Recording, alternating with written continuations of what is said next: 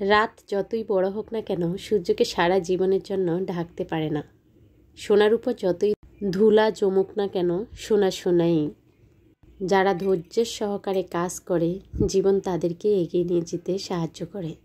ধৈর্য না থাকলে কোনো কাজেই আপনি এগোতে পারবেন না এবং আপনার জীবনটাও আপনাকে সাহায্য করবে না।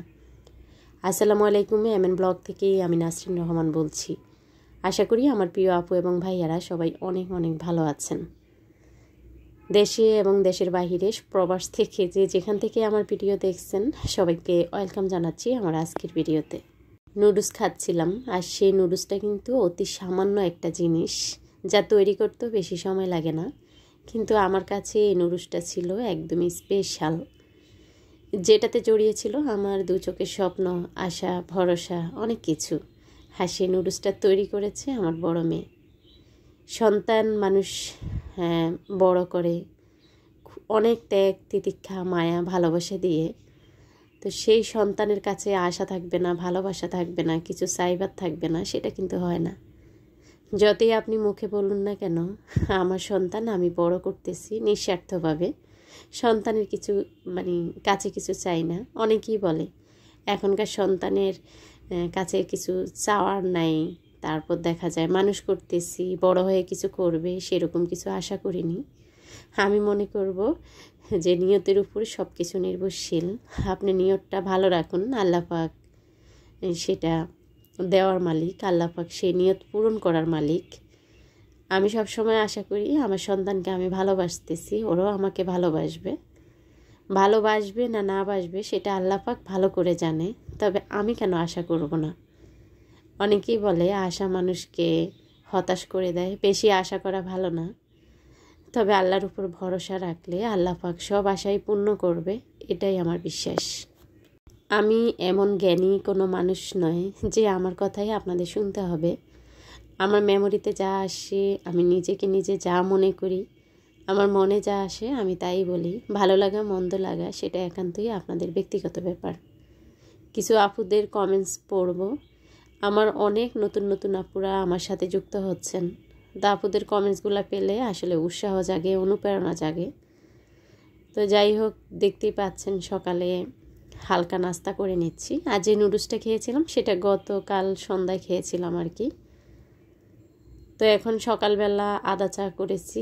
যারা সবসময় ভিডিও দেখেন তারা জানেন শরীরের অবস্থা বেশি একটা ভালো না। ভিডিওটা আজকে 10 মিনিটের মধ্যে সীমাবদ্ধ রেখেছি। তো আশা করি পুরো ভিডিওটা দেখবেন এবং অবশ্যই ভিডিওতে একটা লাইক দিবেন। এই পাতিলটায় যখনই চা বানাই না কেন পড়বেই, এটা কেন জানি এই পাতিলটারই স্বভাব, নাকি আমিই পারি না আল্লাহই জানে। তো যাই হোক, এখানে শসা কেটেছিলাম, শসা খেয়েছিলাম।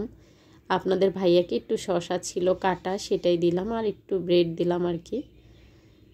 তো অনেকগুলা আদা চা করেছি। আদা চাটা এখন আমার জন্য খুবই খুবই দরকার। তা আপনাদের ভাইয়া চা আর ব্রেড খেয়ে চলে গিয়েছে।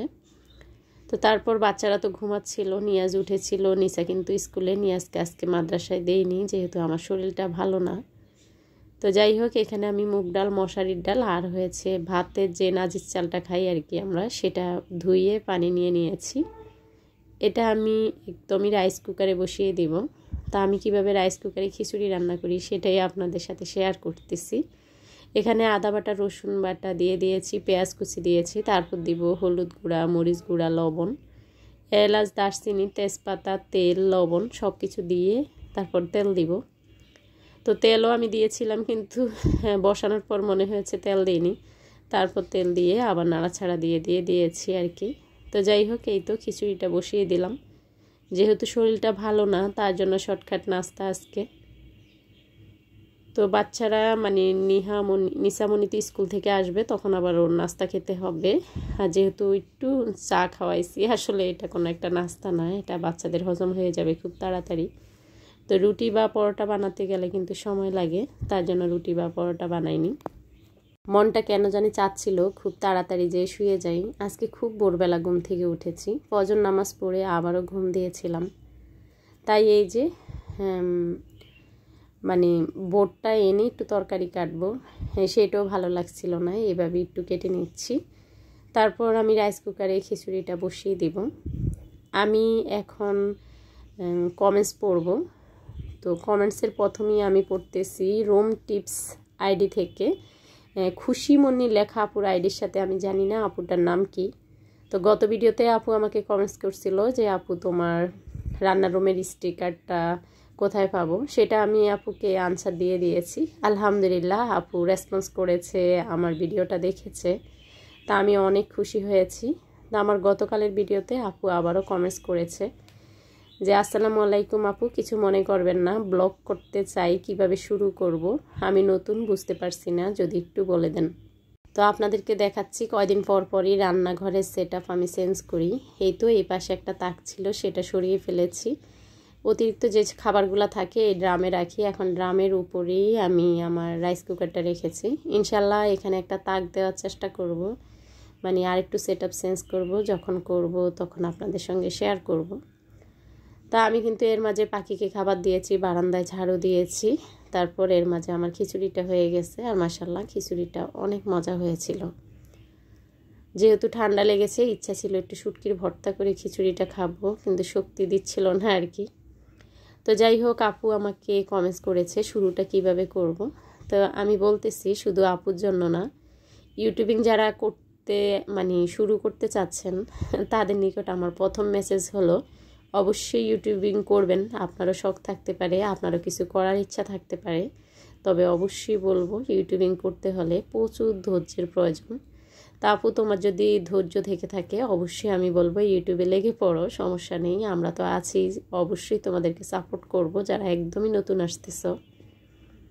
তবে হ্যাঁ, ইউটিউবের প্রথম যেটা আমি মনে করি সেটা হচ্ছে অবশ্যই প্রতিদিন ভিডিও আপলোড দিবা। তো অনেকে মনে করে এত ভিডিও দেওয়ার দরকার কি, ভালো কোনো কন্টেন্ট বানালেই সেটা মানে ভিউজ হবে, ভাইরাল হবে। তা আচ্ছা, সবাই চেষ্টা করে ভালো কিছু উপহার দেওয়ার জন্য, নিজের ভিডিওটা ভালো করে তৈরি করার জন্য। তো সেটা ভাগ্যে না থাকলে কোনোদিনও হবে না। আমি মনে করি ইউটিউবটা কাজের পাশাপাশি ভাগ্যটা অনেকটাই নির্ভর করে। তো কথা বলতেছি আমি খুশিমণি আপুর আইডি নিয়ে আর কি, আপুর প্রশ্নের উত্তর দিচ্ছিলাম। এর মাঝে দেখেন আমার একজন ব্লগার আপু আমার বাসায় এসেছে। তো আপু এসেছে একটা কাজে, তারপর ঘরে যা ছিল, যেহেতু আপু আমার পরিচিত, তো তাই ওনাকে আসলে ওর সামনে আমি যেটাই দেই আমার খারাপ লাগে না, যা থাকে বাসায় তাই দেই। তবে মজার বিষয় হচ্ছে আসার সময় আপু আমার পছন্দের সিঙ্গারা নিয়ে এসেছে, তো সেটা খাচ্ছিলাম। আর আপু যে কথাটা বলেছে আর কি সেটা একটু রাখার চেষ্টা করেছি, যদিও আমি মানে কথা বলতে বলতে ভিডিওর মাঝে হারিয়ে গিয়েছিলাম। তো সারাদিন আর ভিডিও করিনি আপু যাওয়ার পরে। তবে আপনারা যদি জানতে চান এই আপুটা কে, পরবর্তী ভিডিওতে অবশ্যই বলে দিব। বিকালে আর ভিডিও করা হয়নি, আমি এখানে বসে বসে এই যে আমার এইগুলা একটু সুন্দর করছিলাম আর কি, মানে মন যা চায় তাই তো করি। এই কাচের জারে পানি দিলে আমার কাছে খুবই ভালো লাগে, এগুলাতে আমি মানে রিয়েল যে প্লান্টটা সেটা রাখি। তো আজকে এগুলা ধুয়েছিলাম, প্লান্টগুলো আমি বারান্দায় রেখেছি। তো এই যে আর্টিফিশিয়ালি যে ছোট ছোট গাছগুলো সেগুলো দিলেও এটার মাঝে খুব ভালো লাগে, তার জন্য এগুলো দিয়ে আপাতত ভিজিয়ে রাখছি। আর এই তো এটাতে দেখলাম প্রচুর ধুলা, তো বারবার মুছছিলাম, তারপর দেখলাম যে একটু পানি দিয়ে মোছার পর আরও সুন্দর লাগছে।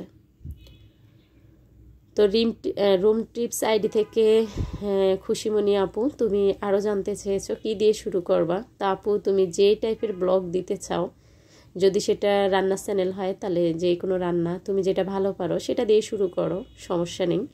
আর যদি আমাদের মতো ব্লগ ভিডিও বানাতে চাও সেটা দিয়ে আরম্ভ করো। নিশ্চয়ই তুমি দেখতে দেখতে তোমার একটা আইডিয়া হয়েছে ভিডিওগুলো কিভাবে তৈরি করবা। তা আবারও বলছি, যারা নতুন আসতেছেন তাদেরকে সবাইকে ওয়েলকাম জানাচ্ছি আমি, যে আসেন ইউটিউবে, কোনো সমস্যা নেই, তবে অবশ্যই ধৈর্য নিয়ে কাজ করতে হবে। আপনার ভাগ্য যদি ভালো হয় আমি মনে করি ইউটিউবে খুব সহজেই আপনি সফলতা অর্জন করতে পারবেন। আমার কথাগুলো অনেকের কাছে ভালো নাও লাগতে পারে, যারা সফল হয়েছেন তাদের কাছে মনে হতে পারে যে ভাগ্য কিসের, কাজে বিশ্বাসী। তো কাজ এবং ভাগ্য দুইটাকে মেনে নিতে হবে। এই ছিল আজকের ভিডিও, সবাই ভালো থাকবেন, সুস্থ থাকবেন, আল্লাহ হাফিজ।